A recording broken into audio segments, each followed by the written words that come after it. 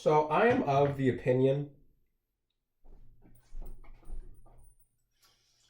that the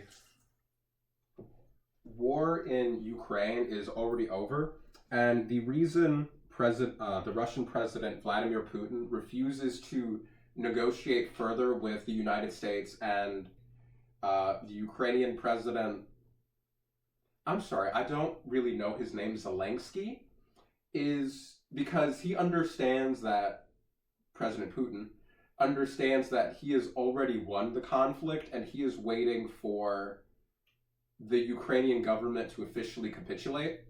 And when this happens, I believe that the Belarusian government will be annexed, will join the Russian Republic, and will become like a state or territory within like Russia. And at that point, President Vladimir Putin will declare war against the Baltic nations of, Estonia, Lithuania, Poland, Latvia, and he will then go on to invade them. And once he gets done with the Baltic states, he will go on to invade Germany. I am of the opinion that the only way for the Baltic powers to maintain their sovereignty, to maintain their independence, is to follow Sun Tzu's words. When weak, look strong. And by that, I understand that when singular, become multiple.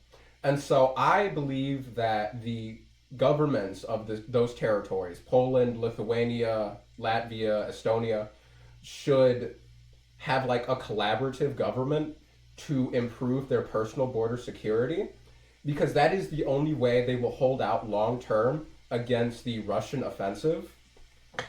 These countries have been watching the Russian military exercises on their borders for the past decade now. So they are acutely aware that they are next on the chopping block. And the war in Ukraine has been more than an invasion. It has been the practical application of all those decades worth of training exercises. And so things will only be building momentum after the fall of Ukraine. I believe that unless they do unite under a revitalization of the Polish-Lithuanian Commonwealth, or whatever you want to call it, the Polish-Lithuanian Commonwealth should invite all of the Baltic nations under their umbrella to maintain their own personal sovereignty. I don't know how such a thing would be governed, but I suppose they should elect some sort of internal representative to have equitable distribution of resources, because nobody wants to feel like the other countries in the Commonwealth are stealing from them. And so I hope you all figure that out with much infighting. But I believe that the German military is afraid of itself since the events of World War II, and has had a silent disarmament and will be a pushover, really. The invasion of Germany will take maybe a month, maybe 3 weeks. It will be they will know what it's like to be blitzkrieged. It will be swift, it will be brutal, and I believe that the underdog in the upcoming conflict will actually be the French army. A lot of people historically underestimate the French armed forces.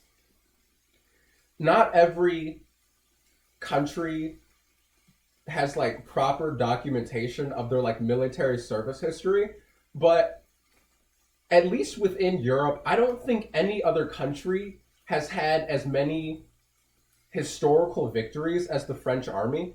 And so people unnecessarily laugh about what happened to France in World War II, and that is to be naive. I believe that the French government, the French military, has studiously learned from their past mistakes. And if you are aware of the French Foreign Legion, they're really fucking scary, actually. And so this underestimation of the French Republic will actually work to their benefit, as I believe they'll be the only country to actually be a definitive roadblock to the Russian offensive, the only country that will be able to properly stand up on its own and fight back.